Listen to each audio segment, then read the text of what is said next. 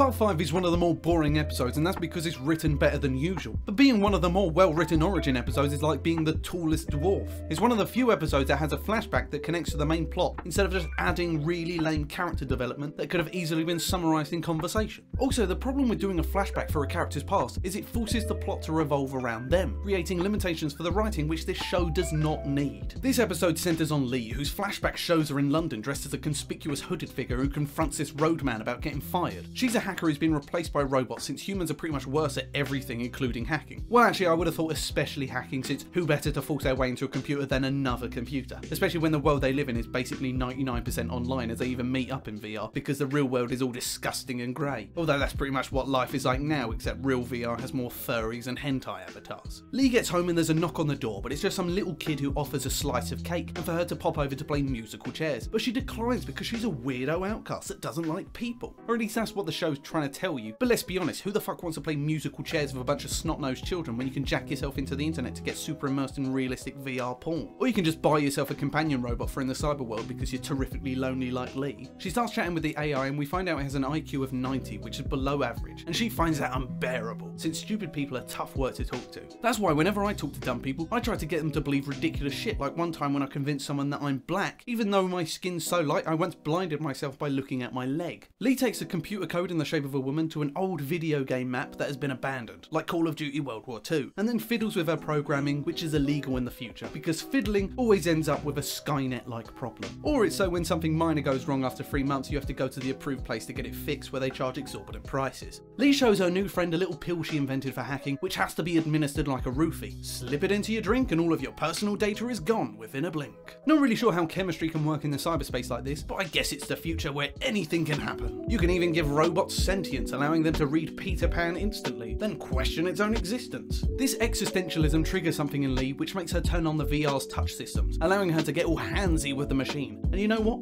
I don't mind this. Not because it's lesbian stuff, but because this is actually pretty decent character development, as we not only get to see a change from Lee, as she started as a distant person, and now she is open to others, but also it happened naturally, since this character is opening up to a computer program, and her job is hacking into computers. If you wanted to get really symbolic, you could say the computer program is hacking into Lee's heart, which is kinda smart. It's not a lame allegory about killing not being the correct thing to do that gets immediately ignored, or some random dude that makes her act irrationally with a forced-in pointless love triangle, or a boring cliche love story between two planks of wood, or a generic run-of-the-mill crime revenge that spans 2 episodes to give you information that is basically irrelevant. It's a compact little story that fleshes out an interesting and soon-to-be important character. The two of them head to a bar for more existentialistic talk, and all of a sudden that roadman from earlier turns up. He gets roofied, sexually assaulted, then he regular assaults the robot because of her nail polish. Seems like a bit of an oversight for this super advanced bit of code. She then glasses him, a tactical nuke siren goes off, and these masked men appear out of nowhere, creating a decent bit of drama. Now, why do I care about this drama, but I don't care about anything that has happened on the ship? Well, it's because nobody has acted like fucking morons, and these two have been given arcs that actually make the characters, you know, interesting, which is a word the main plot seems to have forgotten about. Lee heads back to the bar again to rescue her love interest, but then gets another 25 kill streak. She gets chased off by those masked men, escaping back to that video game map from earlier. The robot lady turns up and says a bunch of intimate details about Lee to prove that it's her once again, showing the connection between the two of them. She suggests Lee moves to Thea since she's being hunted for dicking around with robots, and then she gives her some information that will help her to blackmail anyone on the ship, and the information is shared with a kiss. She then glitches out of existence, Lee cries, and it's a fairly sad end to that story. So, why is this episode being more well written boring? Well, it's because it's just average now. If I wanted to watch average, I'd just watch one of the many Marvel movies that are average but on a better budget. It doesn't offer anything new, and it executes everything in the most generic way possible. So the entire thing feels like something I've seen dozens of times before. It's kind of like Her mixed with a little bit of Mission Impossible, but without the nuance and the ridiculous stunts. It's now like everything else that's on instead of what I came here for, that being a clustered mess where all the characters act irrationally and kill each other for no reason except incompetence. Doesn't that sound more fun? On the spaceship, we start with a dream sequence, which is the easiest way to have a scare with 0 consequences. But you know, I really do love it when what I'm watching doesn't matter in the slightest. Without that dream sequence, how was I supposed to know Lee was afraid of the alien that is the antagonist in this story? She walks along the spooky hallways and winds up at the bath pool things where Eric's corpse is floating. Then we cut to the title screen. Now, I know I keep harping on about the music stings in totally pointless places, but this one is the greatest example of that. Oh my god, she flipped over the body and it was the person we all expected it to be. Something eerie would have been more appropriate. Instead of "duh," you do a little... Henry arrives and we all get to come to the conclusion that the alien is in somebody else. Which of course it is, otherwise this show would be very boring now. They're not going to cut him open, finding the alien and go, phew, that was lucky. Anyone fancy a bite to eat, then spend the rest of the season getting along while not needlessly murdering each other? Henry tries to pull out Eric and asks for Lee's help, but she refuses because... I don't touch people.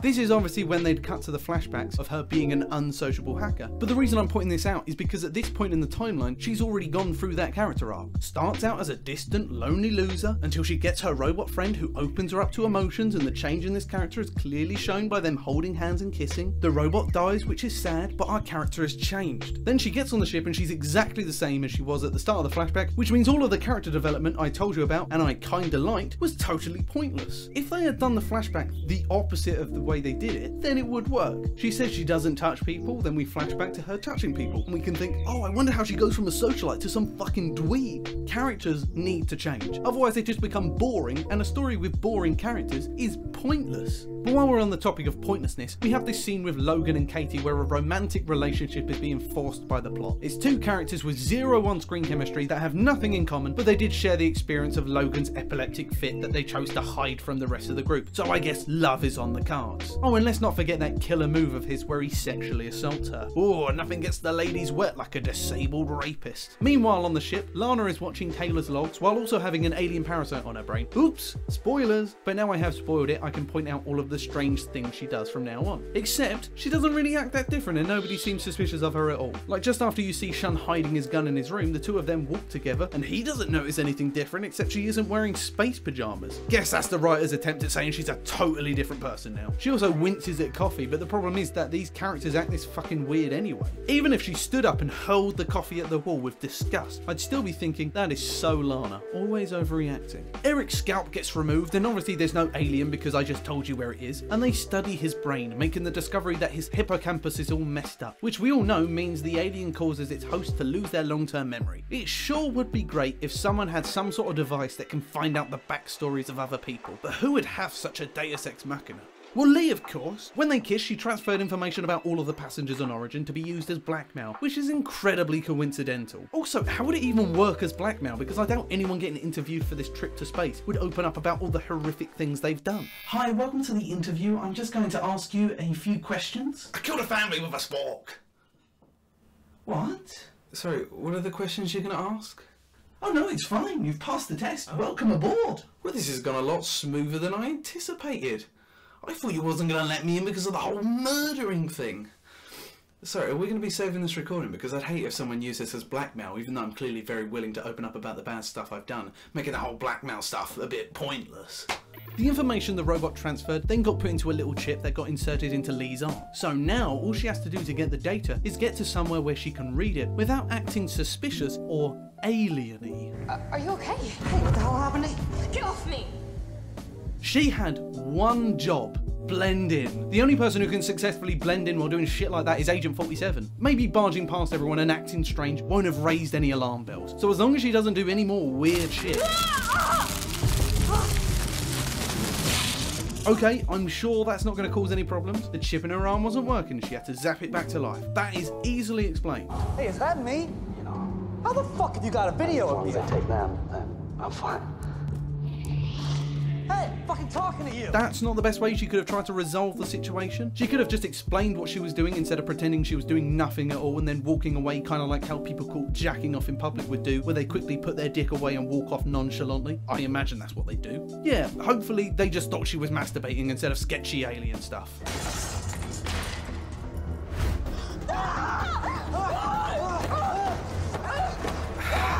Again, that's not really the best way to settle the situation.